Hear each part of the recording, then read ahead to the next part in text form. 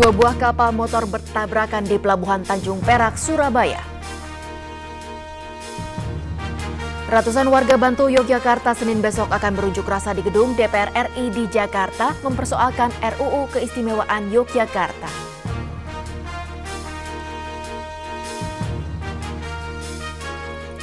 Halo pemirsa, kedua laporan tadi dan sejumlah laporan lainnya akan segera kami hadirkan untuk Anda. Saya Chantal Della Conceta, inilah Seputar Indonesia.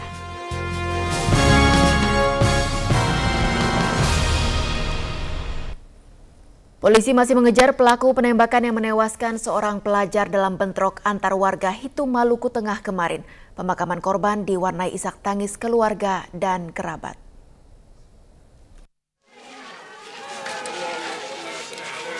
Isak tangis keluarga dan kerabat Marzuki Wail tak tertahan lagi saat jenazah Marzuki Wail dibawa dari rumah sakit ke tempat peristirahatan terakhirnya di pemakaman umum Desa Hitu. Marzuki Wail tewas dengan 2 peluru yang bersarang di dada kiri saat terjadinya bentrokan antara warga Desa Hitu Lama dan Hitu Mesing Sabtu malam kemarin. Keluarga Marzuki Wail berharap polisi segera mengungkap dan menangkap pelaku penembakan. Sementara itu, 3 korban luka masih dirawat secara intensif di Rumah Sakit Tulehu, Ambon. Sementara itu, hingga Minggu sore, suasana di 2 desa yang bertikai masih mencekam. 2 peleton Brimob dan 1 peleton Dalmas dari Polres Ambon disiagakan di perbatasan dan beberapa titik rawan di kedua desa tersebut. Tim Gegana juga mengamankan 4 buah bom rakitan dan 1 granat nanas yang ditemukan di pinggiran jalan antara kedua desa tersebut. Polisi belum menetapkan tersangka dalam insiden ini, namun pengejaran terhadap pelaku penembakan Marzuki Wail terus dilakukan. Dari Hitu, Maluku Tengah, Yosi Christian melaporkan. Tabrakan antara 2 kapal motor yakni kapal motor penumpang milik Pelni KM Labobar Ambon dengan kapal motor barang KM Daresti Putra terjadi di Tanjung Perak, Surabaya. Meski tidak ada korban jiwa, namun kecelakaan ini menyebabkan kerusakan parah kapal motor barang Daresti Putra. Tabrakan ini terjadi Minggu pagi saat kapal Daresti Putra baru keluar dari Pelabuhan Kalimas hendak berlayar ke Banjarmasin, Kalimantan Selatan. KM Daresti Putra berpapasan dengan kapal Lambobar yang akan bersandar di dermaga Jamrut Utara. 2 kapal motor ini pun berbenturan keras. Akibat tabrakan ini kerugian yang dialami KM Daresti Putra ditaksir mencapai belasan juta rupiah. Perbaikan jalan di dalam Pelabuhan Penyeberangan Merak menyebabkan penumpukan kendaraan truk di pelabuhan.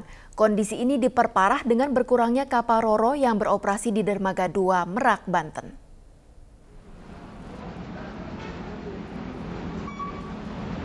Ratusan kendaraan truk yang hendak menyeberang ini harus rela antri 2 hingga 3 jam agar bisa masuk ke dalam kapal Roro. Penumpukan ini terjadi sejak tadi malam hingga siang ini. Hal ini disebabkan oleh perbaikan jalur jalan truk di dalam pelabuhan serta dikuranginya operasional dermaga 2 yang rencananya akan diperbaiki minggu ini selama 2 bulan lebih. Selain itu, kondisi cuaca yang masih tidak mendukung, yakni gelombang tinggi di Selat Sunda memperlambat kapal Roro yang hendak bersandar. Kapal Roro dari Bakaheni menuju Merak yang biasanya membutuhkan waktu 2 jam, saat ini mencapai waktu 3 jam. Saat ini kondisi cuaca di Selat Sunda, tinggi gelombang mencapai 1 hingga 2 meter, jarak pandang sekitar 4 hingga 5 km dengan kecepatan angin mencapai 8 hingga 12 knot. Dari Cilegon, Banten, Wim Salim dan Indra Gunawan melaporkan.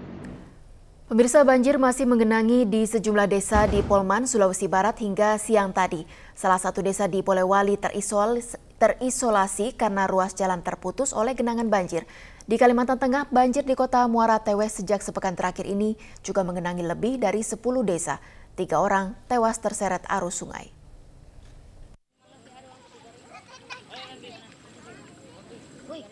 Banjir di Kabupaten Polman, Sulawesi Barat terjadi sejak Sabtu malam. Hingga Minggu siang masih ada 5 desa di Kecamatan Polewali yang terendam, yaitu Desa Mami, Tonyaman, Kuajang, Buku, dan Desa Batetanga. Desa Mami terancam terisolasi karena ruas jalan menuju desa ini terendam air cukup tinggi. Sebagian warga kini mengungsi ke rumah kerabat mereka. Selain area pemukiman, banjir juga merendam puluhan hektar sawah sehingga merugikan para petani di daerah ini. Banjir juga melanda Muara Teweh, Kalimantan Tengah, merendam sekitar 1.000 rumah warga. Banjir sempat merenggut nyawa 3 orang korban akibat terseret arus sungai. Banjir seperti ini terjadi hampir setiap musim hujan karena meluapnya air sungai di wilayah ini. Pemerintah Kabupaten Barito Utara saat ini sudah membentuk posko penanggulangan korban bencana banjir dan menyediakan obat-obatan, tenda darurat, dan tim medis yang siap membantu. Namun sejauh ini belum ada warga yang mengungsi. Tim koresponden RCTI melaporkan. Nasib petani di tanah air masih belum menggembirakan. Musim panen di beberapa daerah belum menguntungkan petani. Akibat curah hujan tinggi, sebagian hasil panen mereka rusak sehingga harga jualnya pun rendah. Sebagian petani terpaksa menjual gabah ke tengkulak dengan harga rendah karena pembelian oleh Bulog mensyaratkan kualitas tertentu yang tidak selalu bisa dipenuhi petani.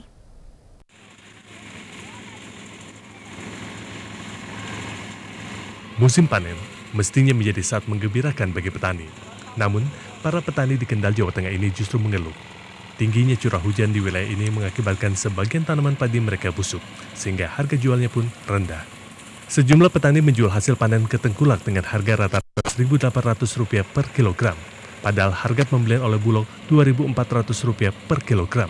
Petani lebih suka menjual padi ke tengkulak karena Bulog hanya membeli padi dalam bentuk gabah kering dengan persyaratan kualitas tertentu. Sedangkan penjualan kepada tengkulak bisa dilakukan secara borongan dalam kondisi padi basah, meski harganya sangat rendah. Saya ulang atas ya, Pak, kilonya. Biasanya benar, Pak? Biasanya 4.000. Oh, orang 400 ya. Biasanya berarti mandap, Pak, berarti. Mandap kata nih. Mandapnya benar berarti, Pak. Mandapnya berarti bisa. Biasanya niki asal benar, Pak, bahasanya benar. Misalnya tegasannya kalau bisa. Di Tulung Agung, Jawa Timur, sejumlah petani menyatakan harga pembelian gabah oleh Bulog sebesar Rp2.400 per kilogram masih terlalu rendah. Menurut mereka, harga yang layak minimal Rp3.000 per kilogram. Wakil Kepala Bulog Subdivisi Regional 10 Tulung Agung Sukandar mengatakan saat ini Bulog belum melakukan pembelian gabah dari petani karena Bulog Tulung Agung masih memiliki cadangan beras sekitar 26.000 ton untuk tahun 2008. Tim Liputan RCTI melaporkan dari Kendal, Jawa Tengah dan Tulung Agung, Jawa Timur. Pemerintah mulai Juni mendatang akan melakukan pembatasan pembelian premium bersubsidi sebesar 5 liter per kendaraan per hari. Selebihnya pembelian premium dengan harga non-subsidi. Bali merupakan salah satu daerah uji coba program ini. Cukupkah 5 liter untuk berwisata di Pulau Bali? Berikut uji coba yang dilakukan koresponden RCTI di Bali, Syafruddin Siregar. Uji coba penggunaan 5 liter premium saya mulai dari sebuah SPBU di kawasan wisata Kuta, Bali. Lokasi ini tidak jauh dari Bandara Ngurah Rai Denpasar dengan asumsi wisatawan yang baru tiba di Bali dapat langsung menikmati subsidi pemerintah dengan membeli premium sebanyak 5 liter. Dari SPBU saya melakukan perjalanan ke objek wisata Pantai Kuta, ikon pariwisata Pulau Dewata.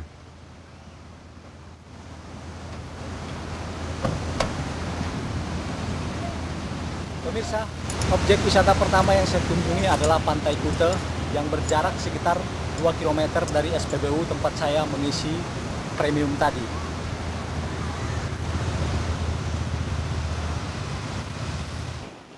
Pengunjung tampak sudah mulai ramai. Saya hanya melihat-lihat sebentar untuk kemudian meneruskan perjalanan ke objek wisata Pantai Nusa Dua. 21 lah ya. Dari Nusa Dua saya berencana ke Pasar Seni Sukawati, tempat wisatawan membeli oleh-oleh sebelum pulang dari Bali.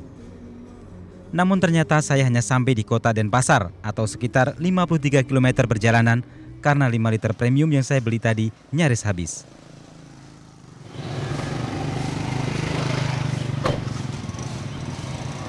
Pemirsa, saya sekarang berada di kota Denpasar, tepatnya di lapangan Puputan Renon. Lokasi ini berjarak sekitar 30 km dari Pantai Nusa Dua tadi. Bertepatan pada lokasi ini, 5 liter premium yang saya isi tadi sudah habis. Dengan demikian, dengan hanya 5 liter premium, saya hanya dapat mengunjungi 2 objek wisata, yaitu Pantai Kuta dan Pantai Nusa Dua. Padahal kendaraan yang saya gunakan hanya berkapasitas 1.300 cc. Saya Syafruddin Siregar dan Rio Berlianto melaporkan dari Denpasar, Bali. Menteri Energi dan Sumber Daya Mineral Purnomo Yustiantoro menegaskan program pembatasan premium bersubsidi dengan Smart Card merupakan program jangka menengah dan panjang yang pelaksanaannya dilaksanakan secara bertahap. Langkah pemerintah saat ini masih dalam tahap sosialisasi. Tetapi tolong diingat, Smart Card itu adalah program jangka menengah, jangka panjang. Seperti juga konversi LPG, kartu kendali itu tidak bisa dilakukan satu kaligus selesai, tidak. Ini adalah langkah-langkah bertahap yang kita lakukan. Ditawarkan 50 miliar, warga Blitar pun menggalang dana untuk membeli Istana Gebang. Kami segera kembali.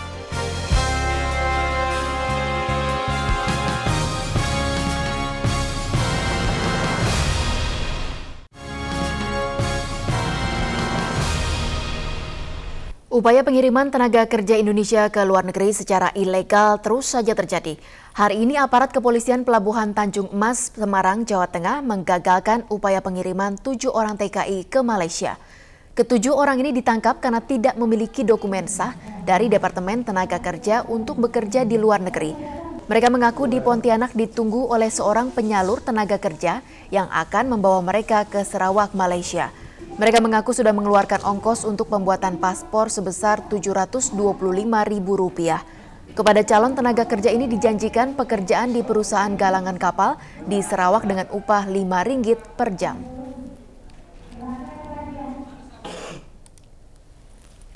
Pemirsa, ratusan warga di Blitar, Jawa Timur menggalang dana untuk membeli Istana Gebang atau rumah kediaman Bung Karno di Blitar yang rencananya akan dijual. Tak hanya warga yang berkantung lumayan, tukang becak pun ikut menyumbangkan uang untuk membeli salah satu cagar budaya ini. Setelah aksi penggalangan dana untuk membeli Istana Gebang milik keluarga almarhum Bung Karno dilakukan oleh Menteri Pemuda dan Olahraga Adi Aksa Daud bersama sejumlah artis, aksi yang sama Minggu pagi digelar oleh warga Blitar, Jawa Timur. Aksi yang berlangsung di Jalan Sultan Agung Blitar di depan Istana Gebang ini mendapat sambutan positif, sehingga dengan sukarela warga ikut menyumbangkan dananya. Mereka yang menyumbang tidak hanya dari kalangan yang berkantung tebal, tapi juga dari kalangan masyarakat yang berkantung pas-pasan seperti tukang becak. Kita peduli terhadap Istana Gebang ini, jangan sampai kita jatuh ke tangan orang lain, orang asing, terutama orang luar negeri. Kita peduli kalau bisa itu Istana Gebang bisa milik itu rakyat semua. Dalam kegiatan ini juga dilaksanakan deklarasi Forum Penyelamat Istana Gebang atau FPIG yang nantinya akan melanjutkan kegiatan penggalangan dana untuk membeli Istana Gebang. Dalam waktu 1 tahun ditargetkan dana yang terkumpul dari masyarakat seluruh Indonesia sudah cukup sesuai dengan harga yang ditawarkan ahli waris sekitar Rp50 miliar. Sebagai bentuk dukungan, warga juga melakukan aksi damai dengan mengelilingi halaman Istana Gebang sambil membentangkan poster. Dari Blitar, Jawa Timur, Yoga Pamungkas dan Khairul Abadi melaporkan. Bagaimanakah bila para dokter dan mahasiswa kedokteran hewan berunjuk rasa? Tunggu Seputar Indonesia kembali.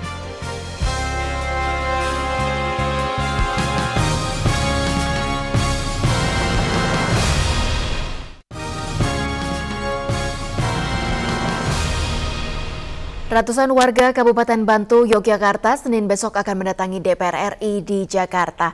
Mereka menuntut pembahasan RUU tentang keistimewaan Yogyakarta segera dituntaskan. Minggu pagi tadi mereka bertolak dari Yogyakarta ke Jakarta.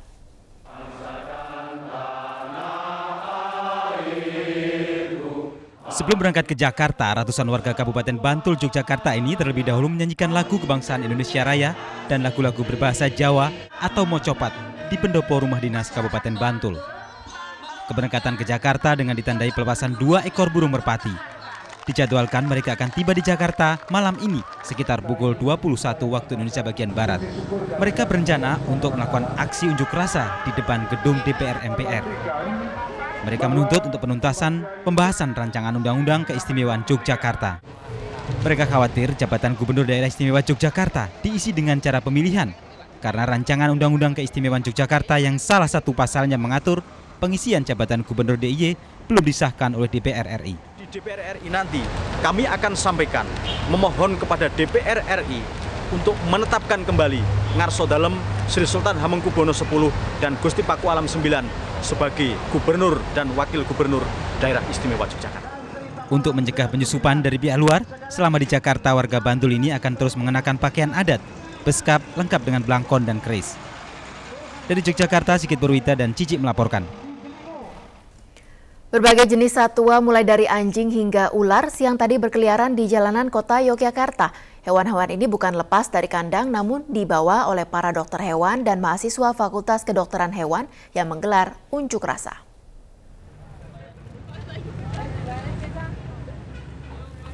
Ada yang unik dari aksi unjuk rasa para dokter hewan dan mahasiswa Fakultas Kedokteran UGM Yogyakarta.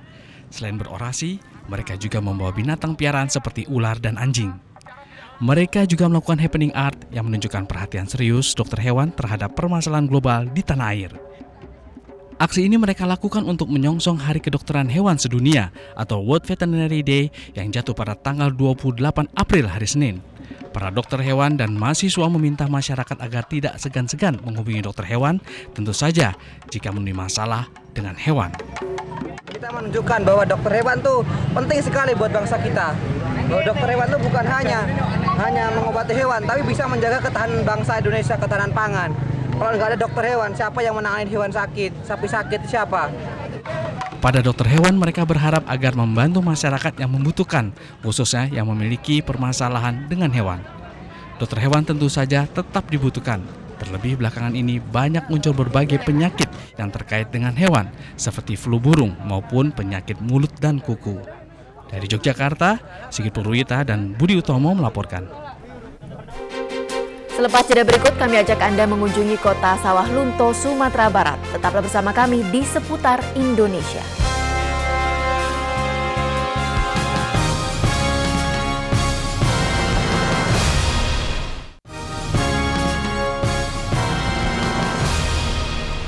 Pemirsa, Anda ingin terbebas dari rutinitas? Sesekali berekreasi bersama keluarga mungkin bisa dijadikan salah satu pilihan.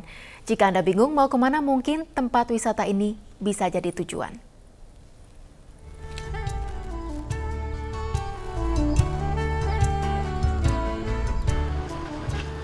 Pertama kali menginjakan kaki di kota Sawah Lunto, mata saya langsung tertuju pada beberapa bangunan tua khas kolonial Belanda. Usia bangunan rata-rata sudah mencapai ratusan tahun. Bangunan di kota ini memang sengaja tetap dipertahankan keasliannya. Mulai dari pusat budaya sampai kantor pemerintah kota. Kota yang letaknya dikelilingi Bukit Polan, Bukit Cemara, dan Bukit Mata Air ini terkenal dengan beberapa wisata tambangnya. Salah satunya lubang tambang batubara Mbah Suro. Ya pemirsa, sekarang saya sudah ada di depan lubang Mbah Suro atau lubang angkutan batubara yang sudah ada dari zaman kolonial Belanda. Bagaimana ya isinya lubang Mbah Suro itu? Yuk, ikutin saya.